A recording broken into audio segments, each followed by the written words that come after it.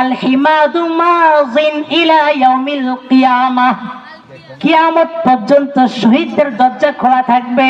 শহীদ কারা হবে?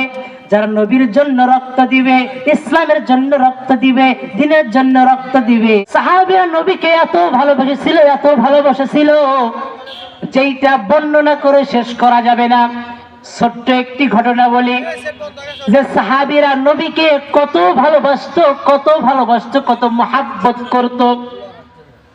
আল্লাহ রাসূলের সাহাবী হযরতে হানজালা রাদিয়াল্লাহু তাআলা আনহু, যুবক একজন সাহাবী হযরতে হানজালা রাদিয়াল্লাহু তাআলা আনহু নতুন বিবাহ করেছে। নতুন বিবাহ করে স্ত্রীর সঙ্গে প্রথম রাত্রি যাপন করেছে। প্রথম রাত্রি যাপন করার পরে এখন শরীরের নাপাক বদনটাকে ধৌত করার জন্য গোসল করে চলে গিয়েছে। এমন সময় কে যেন মদিনার পথ দিয়ে বলে যায়, নাই রে নাই, আব্দুল্লাহর ছেলে মুহাম্মদ আর দুনিয়ার মধ্যে নাই। নাই রে নাই, আব্দুল্লাহর ছেলে মুহাম্মদ নবী আর দুনিয়ার মধ্যে নেই, শহীদ হয়ে গেছে। কে যেন এই আওয়াজটা দিয়ে যায়। তখন হযরতে হানজালা রাদিয়াল্লাহু তাআলা আনহু তার শরীর শীতল হয়ে যায়। সে চিন্তা করে, স্ত্রীকে ডাক দিয়ে কয়, ও আমার প্রিয়তম, ও আমার বিবি, যাও যাও, ঘরের মধ্যে চলে যাও। ঘরের মধ্যে গিয়ে তুমি আমার তরবারি থেকে বের করে নিয়ে আসো। বিবি ডাক দিয়ে কয়, ও স্বামী, আমার প্রিয়তম স্বামী, আমি তরবারি বের করে নিয়ে কি করব? হযরতে হানজালা রাদিয়াল্লাহু তাআলা ডাক দিয়ে কয়, ও আমার বিবি, তুমি তরবারিটা বাহির করে নিয়ে আসো, আমি যুদ্ধের ময়দানে চলে যাব। তুমি শুনলা না, কে যেন আওয়াজ দিয়ে গেল যে মুহাম্মদ নবী আমার দুনিয়ার মধ্যে নাই, শহীদ হয়ে গেছে। হানজালার স্ত্রী ডাক দিয়ে কয়, ও আমার প্রিয়তম স্বামী, আপনার শরীরটা নাপাক, আপনি একটু আপনার শরীরটা পাক করেন, গোসল করে, তারপরে যুদ্ধের ময়দানে আমি কিছু বলবো না, আপনি আপনার নাপাক বদনটা ধৌত করে যান। তখন হযরতে আল্লাহু তাআলা ডাক দিয়ে কয়, ও আমার প্রিয়তম স্ত্রী, তুমি তো শুনলা কে যেন আওয়াজ দিয়ে গেল, মুহাম্মদ নাই, দুনিয়া থেকে বিদায় হয়ে গেছে। ও আমার প্রিয়তম স্ত্রী, তোমার সঙ্গে আমার একটি রাত্রি পরিচয়। ও আমার প্রিয়তম স্ত্রী, আমি কি জন্য গোসল করব? আমার নবী তো দুনিয়ার মধ্যে নাই, আমি গোসল করে কি করব?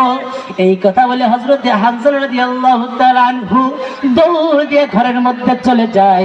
ঘরের মধ্যে যাইয়া তরবারিটা নিয়ে যুদ্ধের পোশাক পরিধান করে যুদ্ধের ময়দানে দৌড় দিবেন। স্ত্রীকে ডাক দেখো, আমার প্রিয়তম স্ত্রী, তোমার সঙ্গে একটি রাত্রি পরিচয়, বেশি পরিচয় হতে পারলাম না। ইনশাআল্লাহ জানি শহীদ হয়ে যাই, তাহলে কাল কঠিন কিয়ামতের দিন তোমার সঙ্গে আমার দেখা হবে। এই বলে হযরতে হানজালা রাদিয়াল্লাহু তাআলা আনহু স্ত্রীর কাছ থেকে বিদায় নিয়ে যুদ্ধের ময়দানে চলে গেলেন। আমার বন্ধুগণ, গভীর মনোযোগ দিয়ে শুনবেন, দিলটা একটু নরম করে দিয়ে ঘটনাটা একটু অনুভব করবেন। নবীর প্রতি সাহাবীদের কত ভালোবাসা ছিল, সাহাবের নবীকে কত ভালোবাসতে, একটু গভীর মনোযোগ দিয়ে দিলের কান্তে শুনবেন আমার বন্ধুগণ। হযরতে হানজালা রাদিয়াল্লাহু তাআলা আনহু স্ত্রীর কাছ থেকে বিদায় নিয়ে যুদ্ধের ময়দানে চলে গেলেন। যুদ্ধের ময়দানে যাইয়া অনেক কাফেরকে কতল করে দিলেন।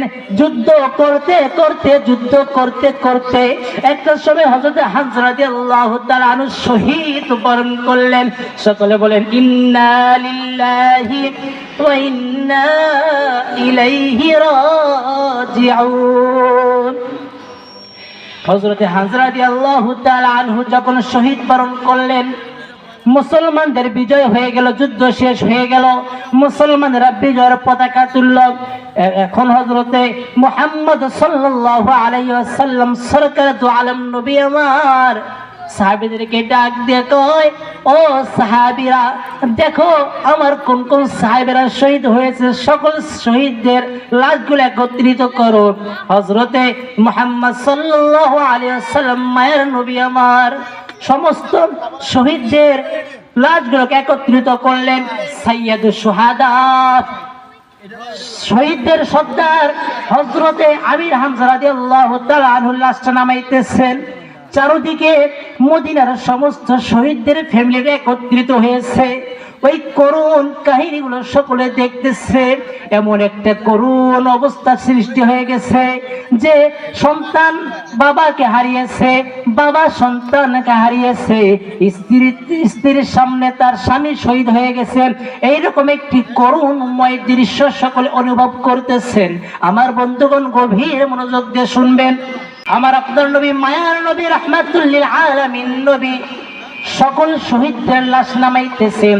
সর্বপ্রথম সাইয়্যিদুশ শুহাদা, শহীদদের সর্দার হযরতে আমির হামজা রাদিয়াল্লাহু তাআলা আনহুর লাশকে নামাইতেছেন। এমন সময় একজন মহিলা ডাক দিয়ে কয়, ও মায়ের নবী, দয়ার নবী,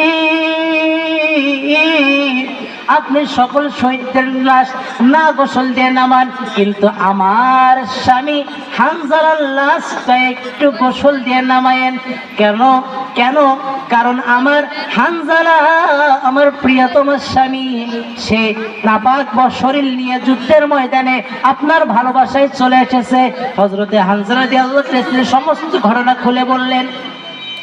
হযরতে হামজা রাদিয়াল্লাহু তাআলার স্ত্রীর কথা শুনে মায়ার নবী ডাক দিয়ে কয়, ও সাহাবারা, তোমরা দেখো হামজালার লাশটা কোথায়, তোমরা একটু তালাশ করো, হামজালাকে একটু গোসলের ব্যবস্থা করো। তখন সমস্ত সাহাবীরা পুরা যুদ্ধের ময়দান তন্ন তন্ন করে খুঁজলেন, সমস্ত শহীদদের লাশগুলো তন্ন তন্ন করে খুঁজলেন, কিন্তু কোথাও হামজালার লাশ নাই, কোথাও হামজালার লাশ নাই। সমস্ত সাহাবীরা পেরেশান, নবী আমার চিন্তিত অবস্থায় আছেন। হামজালার স্ত্রী ডাক দিয়ে কয়, আমার প্রিয়তম স্বামী সে নাপাক বদন নিয়ে যুদ্ধের ময়দানে আসার কারণে আল্লাহ কি তার উপর নারাজ হয়েছে কিনা, সে কান্না করতেছে হাউমাউ করে। এমন সময় হযরতে জিবরিল আমিন আসমান থেকে ডাক দিয়ে কয়, ও বন্ধু মুহাম্মদ, আসমানের দিকে তাকাইয়া দেখো, ওই হামজালার গোসলের ব্যবস্থা করা লাগবে না। আল্লাহ তাআলা হামজালার লাশটাকে আসমানের মধ্যে তুলে নিয়েছে। আল্লাহ তাআলা হামজালার গোসলের ব্যবস্থা আসমানের মধ্যেই করেছে। ও মায়ার নবী, এই হামজালার গোসলের ব্যবস্থা দুনিয়ার কোন নদীর পানি না, কোন সাগরের পানি না, বরং জান্নাতের পানি দিয়ে হামজালার গোসলের ব্যবস্থা করা হয়েছে। চিৎকার মেরে বলেন না সুবহানাল্লাহ, আর একটা আওয়াজ দিয়ে বলেন না সুবহানাল্লাহ। আমার বন্ধুগণ, মায়ার নবী আমার ডাক দিয়ে কয়, ও সাহাবীরা, তোমরা কেউ আর হামজালার লাশকে খুঁজিও না, অমুক জায়গায় যাও, ওখানে যায় দেখো হামজালার লাশ পাবা। তখন সমস্ত সাহাবীরা ওই জায়গায় চলে গেলেন। সর্বপ্রথম যে সাহাবী গিয়েছেন, ওই সাহাবী গিয়ে দেখেন, উনি বর্ণনা করেন, আমি যখন হামজালার লাশের সামনে গেলাম, হামজালার লাশের সামনে গিয়ে দেখি যে আমার ভাই হামজালার দাড়ি মুবারক বে পানির ফোঁটাগুলো এখন পড়তেছে। চিৎকার মেরে বলেন না সুবহানাল্লাহ।